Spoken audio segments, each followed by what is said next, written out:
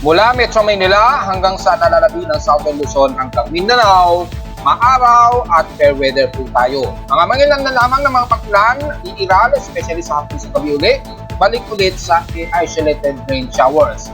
Pero sa hilagang kaluanan pa rin ng bandang Ilocos Norte hanggang La Union at ilang bahagi pa rin ng Pangasinan, makakaranas pa rin ng mga kalat-kalat ng ilang moderate and heavy rain showers. 95W, may maliit na tsansa pa rin na pumasok ng ating Philippine Area of Responsibility pero halos sa dulong-dulo ito ng hilagang silangan ng Luzon. At makikita ang confidence na natiling mataas na ito ay kikilos patungo sa direksyon ng Okinawa Islands. So magkakaroon pa ng medyo threat sa bansa ating tatalakayin.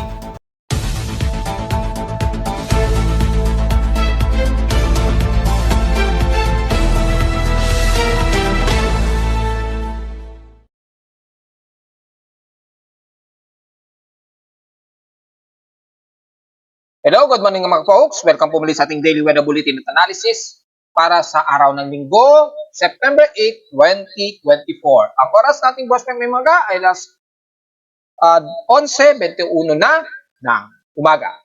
Bagamat maaraw na sa Metro Manila pero this 9:20 AM may 300 mahigit na lightning strikes pa rin ang aktibo lalo na sa hilagang kanluran ng dulo ng Northern Luzon. So nakakaranas pa rin ng mga ilang moderate and some heavy rain showers ang mga taga Ilocos Norte, ilang bahagi na Ilocos Sur, La Union at ilang dulo dyan sa bandang Bolinao at ilang areas ng Pangasinan. Pero mula sa bahagi ng Central Luzon at silangan ng Northern Luzon, pababa ng Metro Manila and the rest ng nalalabi ng bansa ay unti-unti at mas friendly weather tayo ngayon lalo na sa Metro Manila and the rest ng Southern Luzon hanggang Mindanao na po yan. So mapapansin natin maliit na lamang ang portion na inuulan pero sa bahagi pa rin ng silangan, medyo may cluster pa rin dyan ng extended ng monsoon trough. Kaya medyo makakaranas ng maya-maya maulap na himapurin ang silangan baybayin ng Luzon, o Northern Luzon, hanggang Bicol region area. Pero maliit lamang ang tsansa ng mga ilang pag-uulan. Sa ating current conditions, overcast po, medyo mahangin, gloomy, at few clouds namang umiiral sa amin sa Caloocan. So, inaasahan ang maaraw sa iba't ibang bahagi ng Metro Manila. Pero asahan ang humid po na panahon na naman dahil medyo mataas ang concentration pa rin ng ating outside humidity. Unless bumabayan nitong tanghali at hapon, ay makakaranas na tayo ng maalinsangang panahon maghapon sa Metro Manila.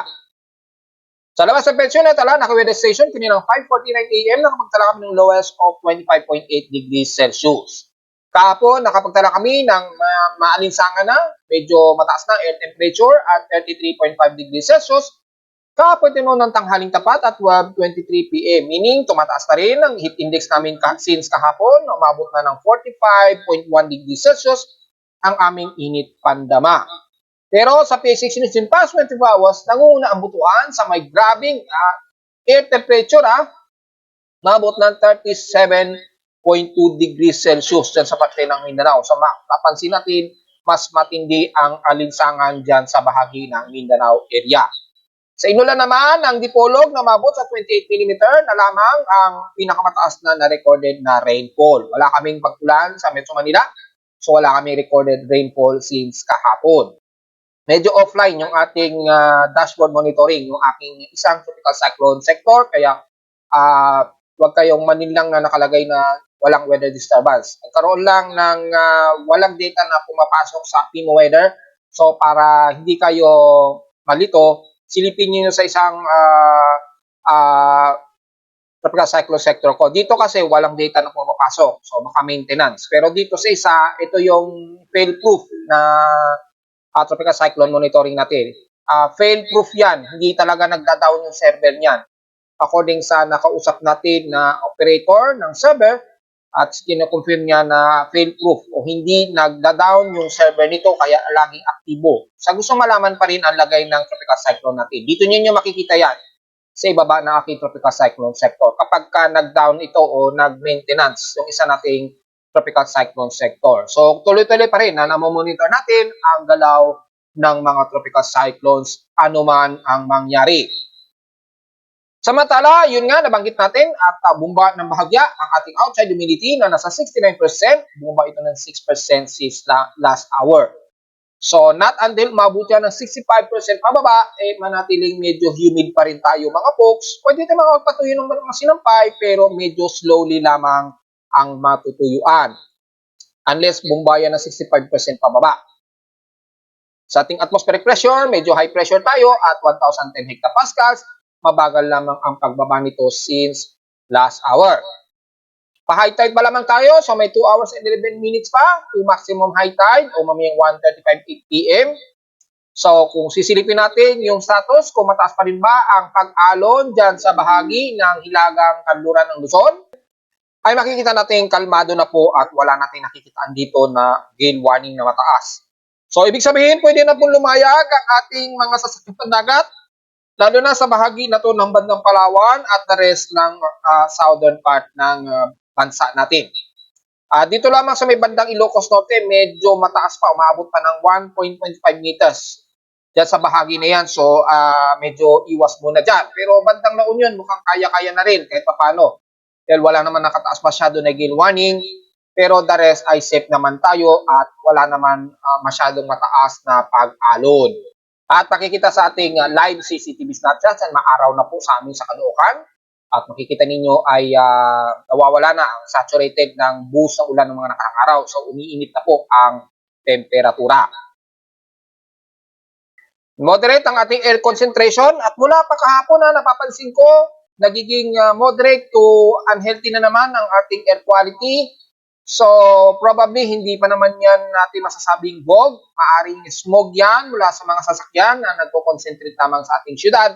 So, magmas po tayo para sa mga sensitibong mga baga, lalo na sa kasama ko dyan na masama ngayon ang baga na inuubo ngayon. Maaring magmas po tayo kapag tayo ilalabas at may pupuntahan, lalo na sa mga nagtatrabaho sa labas ngayon dahil hindi maganda ang ating air quality na nasa 19.50 micrograms per cubic meter. At since hapon pa, nag-unhealthy po ang ating air quality. Sa ating almanac, sumikat ang haling araw kaninang 5:44 a.m. at inasang lulubog ito mamayang 6:02 p.m. At ang ating 22% illuminated na po na waxing crescent ng liwanag ng buwan ay kaka-moonrise pa lamang po. So matatanaw ninyo yung mga folks dito sa may bandang east section o east zone. Kung titingin kayo dito sa may silangan, makikita ninyo pa-moonrise pa lamang at elevation 24 degrees pa lamang. So, pa-moonrise pa lamang. At kung medyo hindi masyadong maliwanag yung inyong himpapuwid, matatanaw nyo yan kahit na maaraw o umaga. At lulubog naman ito mamayang gabi pa at 9:14 p.m. At sa ating local weather outlook para ngayong linggo hanggang bukas na po ng Lunes, nasa na natin ay may pasok na po ang mga lahat ng mga empleyado natin at mga estudyante at nag-enjoy na sila sa napakahabang halos long vacation o weekend dahil sunod-sunod na nagkaroon ng walang pasok o suspension ng pasok dahil nga sa rumagasang bagyong dating si Enteng. So sa ating local weather update parang ngayong linggo ng bukas ng Lunes, magiging maulap pa rin ang inaasahan natin at mga localized thunderstorms. So masapit naman ng dapit hapon at maaraw naman sa umaga. Bukas ganun din ang inaasahan, cloudy skies din tayo ang hapon. Maaraw sa umaga, tanghali at makulimlim naman at may mga chances pa rin na mag-ulan sa hapon. 40 to 42% ang chance ng pag-ulan ngayong araw dito sa Metro Manila, kabilang na sa amin sa Caloocan. Bukas naman ay nasa 68 to 70% ang chance ng pag-ulan. So, bagamat mababa ngayong araw ang chance ng pag-ulan, at least wala pang 50%, magdala pa rin kayo ng pananggalang ulan dahil pwede pa rin pumasok ang chance na ito despite na nasa 40 to 42% ang chance of rain. Highest and lowest temperature expected, 26 to 32 degrees Celsius, and lowest temperature expected ay 24 to 26 degrees Celsius. So, diretso agad tayo sa ating ginagamit na satellite imagery. So, unti-unti, nag-update na ako ng aking satellite imagery kasi may nagre-request, hindi daw nila ma-post yung animation dito. So, ito, mga importanteng dapat na mabigyan ng detail na lookout. Ayan, meron na rin dyan, nilagyan ko na sa CBE at sa Rainbow. Yung iba, sadya ko munang hindi nilalagyan, unti-unti lalagyan ko yan kapag nag-decide ako. Hindi lahat lalagyan ko ng ganito, ng buttons para ma-view natin. At kung gusto nyo ma-view naman ng malapitan yan, ay pwede nyo mag-click yung image na yan para makita ng mas malapitan. At pwede ninyong ma-view yung next and previous na animation para makita nyo in detail yung mga galaw ng mga kaulapan at makuha natin ng detalye ang eksaktong oras. Lalo na pag may mga tropical cyclones. Monitor natin yung exact na pagpasok nito sa ating Philippine Area of Responsibility. At least mas accurate nating nalalaman kung ano talaga ang pinaka-exact na tumungtong ito ng PAR at pumasok ng ating Philippine Area of Responsibility. Kaya nilalagyan natin ito. So, mabibigyan yung previous, next, or pwede nyo ma-post at ma-play uli ang animation na gusto ninyo. So, pwede makita yan.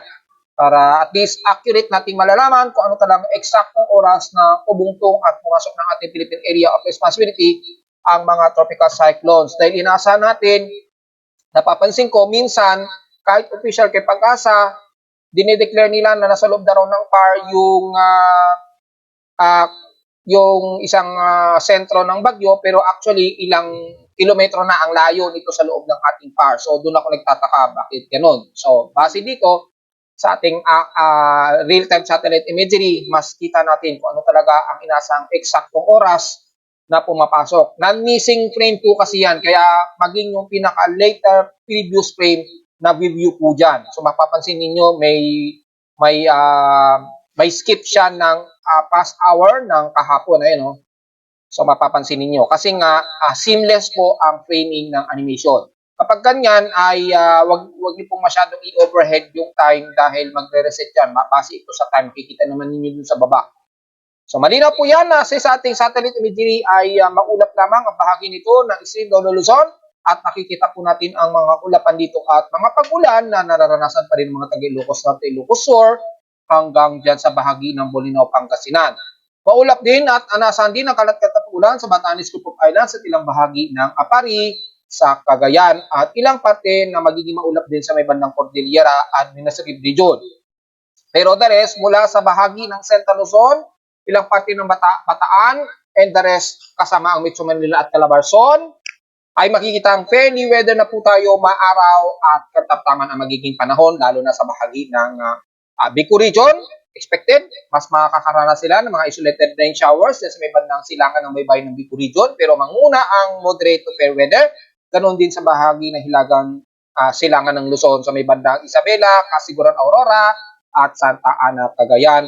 So maaaring magiging maulap din sa parte ng Tugigaraw area. So may mga asahan pa rin kayo mga light rain showers kahit papano, dahil kung sisilipin natin sa heavy rain potential, ay nagka-cluster pa rin ng heavy rain areas dito sa bahagi ng Apari at ilang portions ng bandang dulo ng Cagayan area. So expected pa rin makakaranas kayo ng mga ilang kalat na kapag-ulan, na may ilang pagkilat at pagulog, so ingat pa rin. Pero mula sa Metro Manila, Calabarzon, Bicol Region, fairly weather po tayo, magiging part dito mo sa ikaw din nga lamang ang most of east ng Quezon Province hanggang Bicol Region area. So kung magbabasahin natin ang Himawari Satellite Imagery para sa slow animation look, makikita natin yung outlook na mas magiging maulap ang parte nito ng Dayat Camarines Norte, ilang bahagi ng Naga, Caramuan at Catanduanes Island. Pagkaroon man ng isolated rain showers, madalas light rain showers naman so far ang aabutin. Pero the rest, katamtaman at fairly weather po tayo. The rest ng Calabarzon, Mimaropa, Southern Luzon, Visayas at Mindanao na po yan. So hindi natin masyado isa-isahin yan dahil madalas expected lamang ang isolated rain showers sa hapon o sa gabi ang aasahang kalat-kalat na pag-ulan, lalo na sa bahagi na ito ng central ng Visayas at Eastern Visayas na may mga ilang kaulapan na nakikita tayo sa satellite imagery. Pero manipis lamang ito, so manguna ang mas maaraw sa entire ng Southern Luzon, Visayas at Mindanao ngayong maghapon. Magkaroon man ng mga ilang light to moderate showers, asahan lamang isolated rain showers lamang yan at mga ilang pagpulog at pagkilat. Gaya rin ng normally days na kapag nagkakaroon ng accumulated water vapor pagsapit ng hapon o gabi. So most lamang na mas uulanin pa talaga ang bahagi nito na Ilocos Norte. At kung zoom in natin ang bahagi ng Pagugtog at Lawag City, Ilocos Norte ay nakakaranas ngayon ng moderate and heavy rain showers. Yung yellow na yan, moderate yan. At yung nag-o-orange na yan, heavy rain showers. Kitang-kita naman dahil mula ito sa satellite imagery mismo ni Pag-asa. So kitang-kita naman at ilang mga light rain showers lamang dito sa bahagi ng Cordillera. Mostly moderate and some heavy rain showers dito sa bahagi ng Bigan, pababa na yung Candon, Santa Lucia, hanggang sa may dulo ng Luna at Balaoan. So bahagi na yan ng San Fernando, La Union area. So parte pa rin ng La Union, medyo makakaranas pa rin ng ilang light na moderate showers. Ayun yung kulay blue, light 2 yan. Yan, mga light rain at kapag nagyayelo, nagla-light to moderate po ang buhos ng ulan. Ganun po ang ibig sabihin yan ha. At mas kitang-kita natin in detail sa ating satellite map. So kitang-kita po kung alin dyan yung area na nagkakaroon ng light to moderate showers ha. At dito naman sa bahagi ng Dagupan, mga light rain showers ang nakikita natin dito. Pero pag dating dito sa may bandang Agno, Burgos, Alaminos, Pangasinan, hanggang dito sa dulo na po ng Bolinao, sa may bandang Bani, Saragossa, ay nagla-light to moderate po ang mga pag-ulan. At mga ilang heavy rains dito sa may bandang dulo ng Estanza, Patar, at Binabalian sa may bandang Santiago Island. So magdala po kayo ng pananggalang ha, at iwas po sa posibleng biglaang pagbaha. Pero kung makikita natin mula din sa may Central Luzon, ay halos maaraw na rin at pwede weather. Pababa na yan ng San Fernando, Pampanga, the rest ng Bulacan, Gapan, San Nueva Ecija, pababa na yan ng Metro Manila at the rest ng Calabarzon. So halos 90% ng buong bansa natin, fairly weather to moderate na po ang ating panahon sa ngayon, mga folks. So diretso agad tayo sa ating ginagamit na tropical computer-generated tropical cyclone sector. Makikita ninyo folks, wala tayong data sa ating monitoring systems ito na isang tropical cyclone sector. Ito kasi galing sa infirmary sa Hawaii. So mukhang nagme-maintenance na naman sila sa may bandang Hawaii. Pero yung isa natin na mula sa data feed ng Europe satellite imagery, galing daw to sa ESA ESA sa satellite if I'm not mistaken. Pero sinabi sa akin na kausap ko ay fail-proof po, hindi nagda-down yung server nito. Kaya makikita niyo tuloy-tuloy pa rin na active ang ating minomonitor ng mga tropical cyclones. At yung low pressure area na ating binamatayan, mukhang ito ay papasok pa ng ating PAR or maglalaro lamang siya sa may bandang dulo. Naipaliwanag na natin yan eh. Babalandra lang ito sa bandang loob ng PAR. Ayan, ganyan. May tendency na papasok, lalabas, habang kikilos daw ito pakanluran. Pakanluran, bandang Taipei, ang tumbok daw niya. Sa ngayon, walang nakikitaan na intensification ito. Sa ngayon, at wala pang nakikitaan na aabot ito ng tropical depression. Maliban na lamang siguro kay Japan Meteorological Agency, kung sisilipin natin yung forecast ng Japan Meteorological Agency. Kasi sila unang nagde-declare ng tropical depression kapag may mga ganyang low pressure systems. Sa ngayon, low pressure area pa lamang, pero in the next 24 hours, makikita natin kung magiging tropical depression, wala, nanatiling low pressure area. Sa susunod na 24-hour period, yung C95W ay dineclare na nila as tropical depression. So, mapapansin natin, in the next 24 o within 48-hour period, itataas na ni Japan Meteorological Agency itong C95W bilang tropical depression. Pero itong low pressure area na C94W, nanatiling low pressure area pa lamang. So maliwanag yan mga folks na hindi significant pa na nakikitaan na magiging isang active low pressure area ha, itong C94W. Nanatili pa rin siyang invest low pressure area.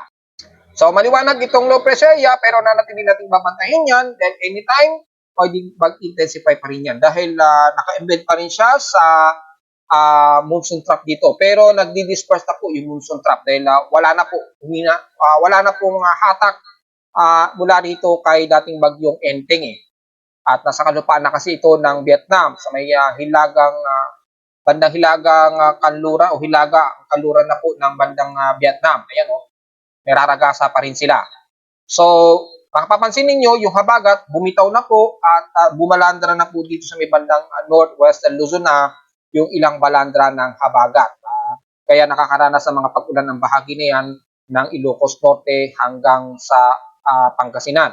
Pero ang low pressure area na C94W, wala pang significant na nakikitaan na intensification. Maging sa kanyang floater, napaka-shallow pa ng kanyang circulation, very shallow siya. So medyo hirap magkaroon ng pino na upward low convection. Pero yung low LLC niya, may shallow circulation pa rin siyang nagaganap, pero napaka-disorganized pa.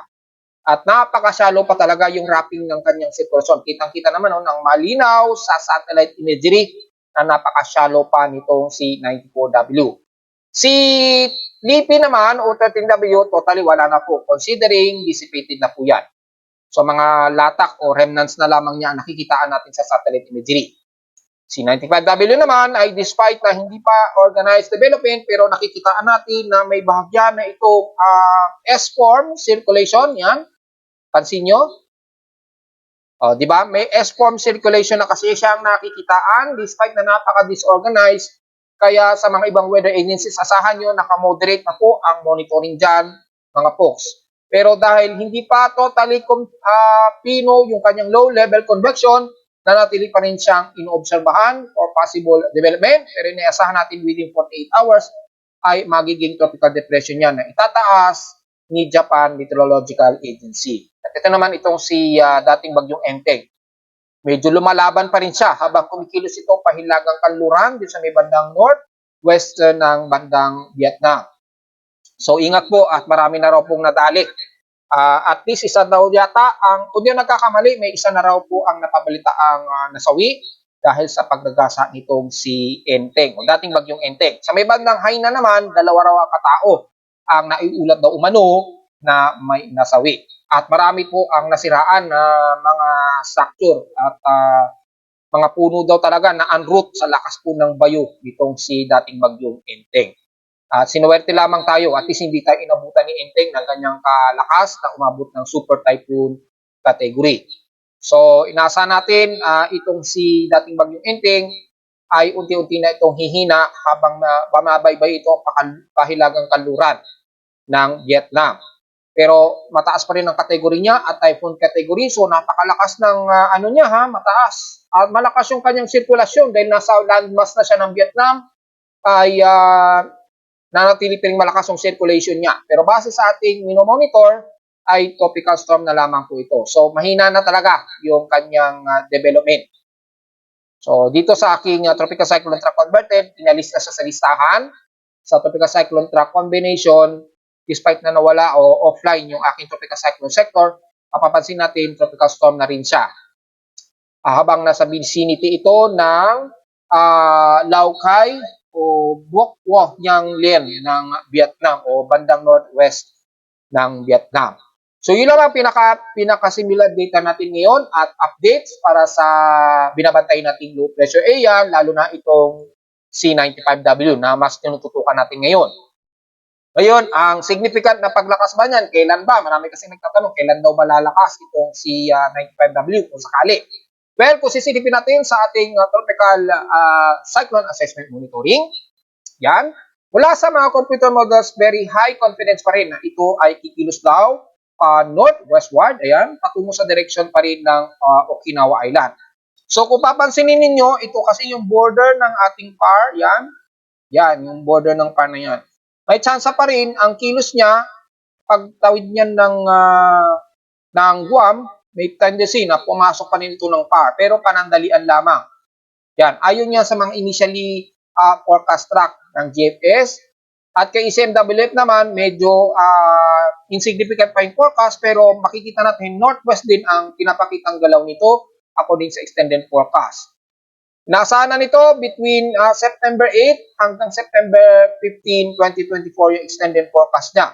Nasa ngayon ay highly confidence na northwest pa rin ang ikinikilos nito. So, lalabas, medyo malayo ito na maka-apekto sa bansa. Hindi gaya ng mga nagpapakalat na sinasabi, Eastern Bicol daw ito lalapit, ganyan. Which is napaka-fear-mongering naman ng pagbabalita. Dapat hindi ganun kasi nag-worry po yung ating mga kababayan. Dapat in real time almost, titingnan pa rin natin. At yung mga updated sa mga iba't ibang weather agencies forecast, kung ganun talaga magiging kilos. O ngayon dito, ang layo, pinapakita niya. Makikita lamang na maaaring pumasok ito ng PAR Pero malayo ito sa pinaka-closeness niya sa may bandang bansa natin sa silangan. Ang magiging worry lang natin, yung magiging hatak nito sa ating habagat. Ayun, tulad niya, no?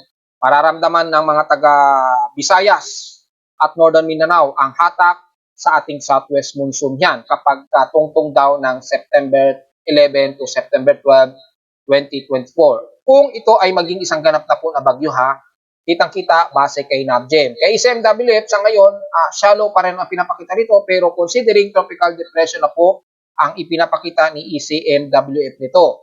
So hanggang September 15 din ang extended forecast na nito at makikita unti-unti na rin nahahatak uli yung ating southwest monsoon o habagat na naman. So magpapaulan yan sa bansa kapag nag-traverse ito pa northwestward patungo sa direksyon nga po ng bandang Okinawa Island. Again, pwede pang dumausdos yan dahil depende po sa behavior ng high pressure area sa may bandang Hilaga. Alalahanin natin, September na po, most of high pressure area nagde-develop yan sa bandang northern hemisphere. Minsan dito yan, minsan dito. Yan. Magiging crucial po kapag nagkaroon ng mga high pressure area dyan na magbubunsod na papadaos-dusin niya ng husto itong C95W. So kung lumakas po yung high pressure area dito, at lumawak yung ridge of high pressure area sa kanya, tendency maaari pa itong dumaos-dos pa ganyan, ha? Patungo sa may bandang pagitan ng Taiwan or bandang Taipei, Taiwan. So marami pa ang posibilidad niya magiging forecast track depende sa behavior po dito sa Hilaga. So ipagdasal natin, wag magkaroon ng malakas na high pressure area sa may bandang Japan or southeastern ng Japan para at least dito na lamang siya tutumbok sa may bandang Okinawa Islands na lamang.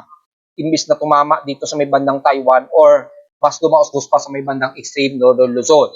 So yun lamang ang ating babantayan at habang wala pang masyadong malakas na high pressure area, inaasahan natin ang tumbok nitong C95W o kung sakaling matawag natin sa Ferdy, bagyong Ferdy, kahit pansamantala lamang itong papasok ng PAR, ay at least dito lamang sa may bandang Okinawa Island, Babalandra. Hindi siya halos lalapit sa landmass ng Pilipinas.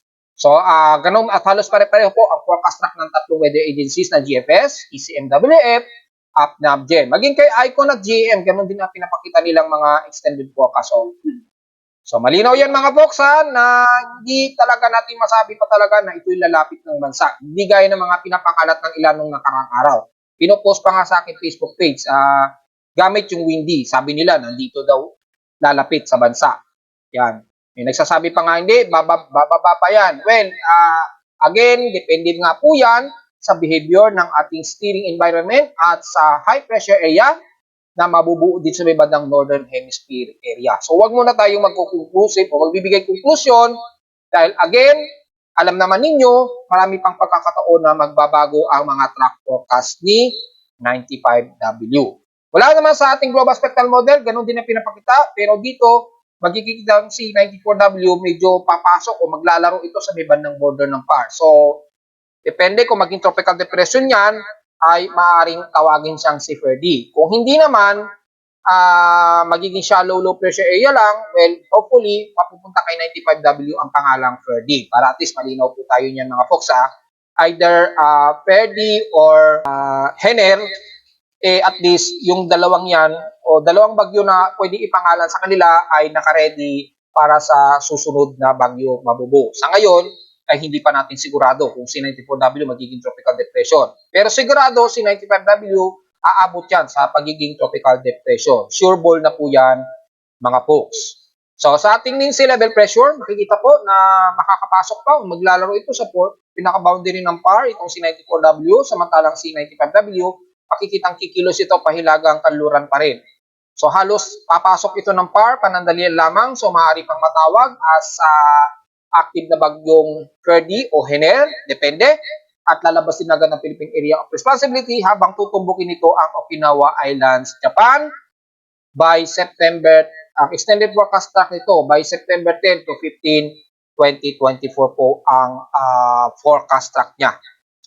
Pero yun, obserbahan natin, nasa 1,006 hectopascals na po yung pinaka-lowest niya within 48-hour period. So kapag ganyan, itataas na yan ni Japan Meteorological Agency bilang tropical depression na C95W. Pataas na rin ang kanyang anomaly. Yan, Nag-high na siya sa above 50%. So, sa susunod na 24 oras, inaasahang nasa more than 60% na ito. Yan, oh. Maging sa kanyang real-time anomaly, ay more than 60% na po siya. In the next 24 hours, ay more than 60%.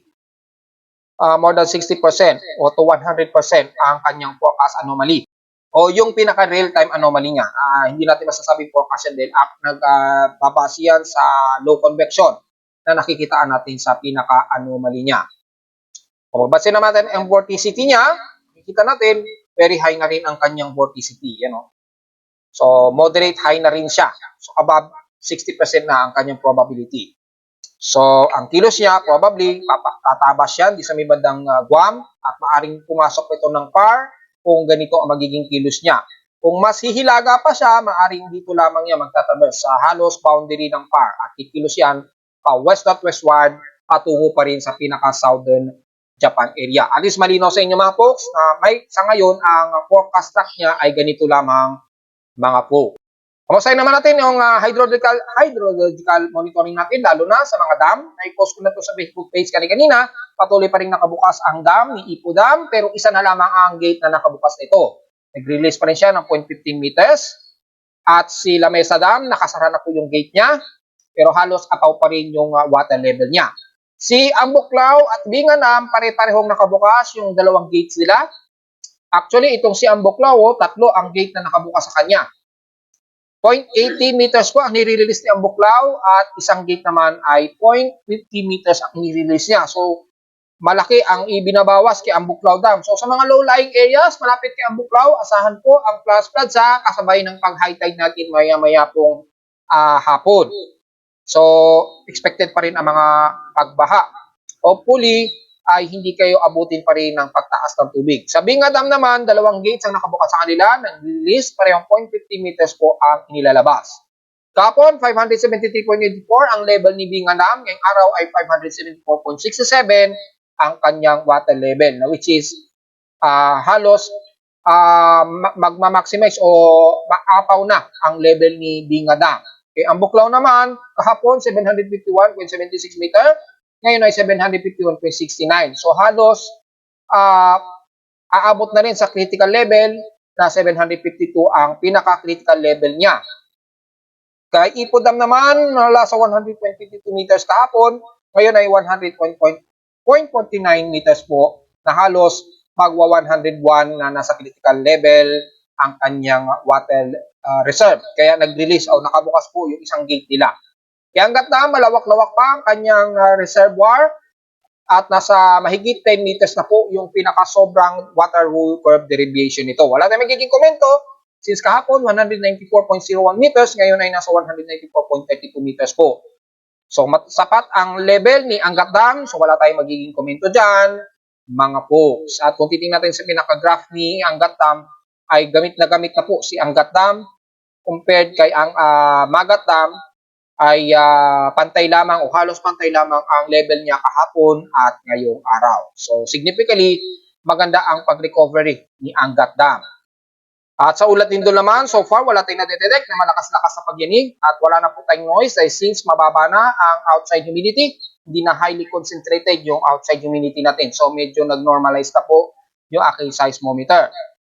At mula naman sa data feed ni P-Box, merong isang magnitude 4.0 ang naitala. Ngayon lamang dito sa may bandang Balut Island na naman sa Sarangani or bandang Indonesian Peninsula. Malayo ito. Naganap ito ngayon lamang 10:43 AM at magnitude 4.1 na may lalim naman na 86 km.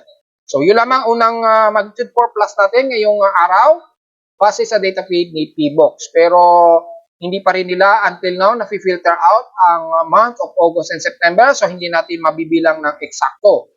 Anyways, kung susukatin natin, isusubtract na lang natin ang total equus nito sa month of September at August para malalaman natin yung pinaka-eksakto ilan ang total equus ngayong month of September 2024 ha. So, again, ang total equus o equus ng month of August, yan, ay 1,438. Yan, 1,438 earthquakes. 1,438 earthquakes. Isusubtract natin for the month of September since hindi kasi na-filter. So, aalisin natin yung total earthquakes ng month of August.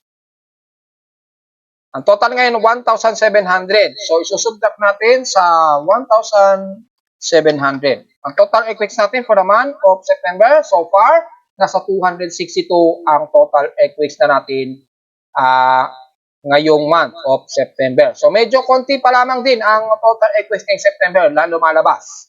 At, pero marami-rami na rin ang mga magnitude 4.0 ha. So, dito, magnitude 4, 88. So, subtract uli natin. Then, month of August, may technique para malaman ninyo kasi hindi pa natin ma-separate dahil nakahalo pa yung August at September. Yan, isusubtract natin, minus 74.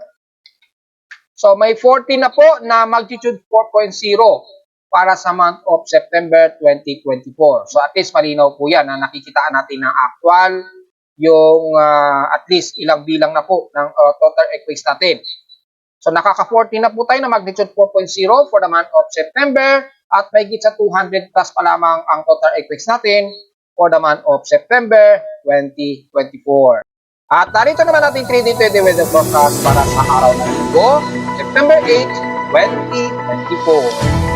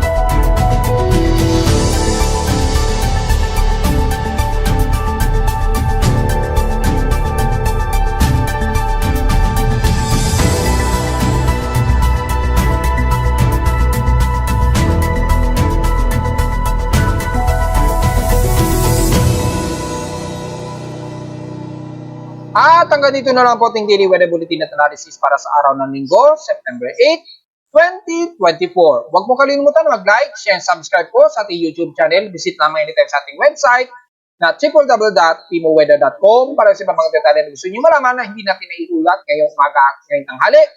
At visit lamang din sa website, lalo na sa gusto malaman ang real-time events at dynamic data mula sa aking weather station mismo sa Caloocan at sa mga data feeds mula sa iba't ibang weather agencies. Maraming salamat po mga folks at magandang tanghali po sa ating lahat.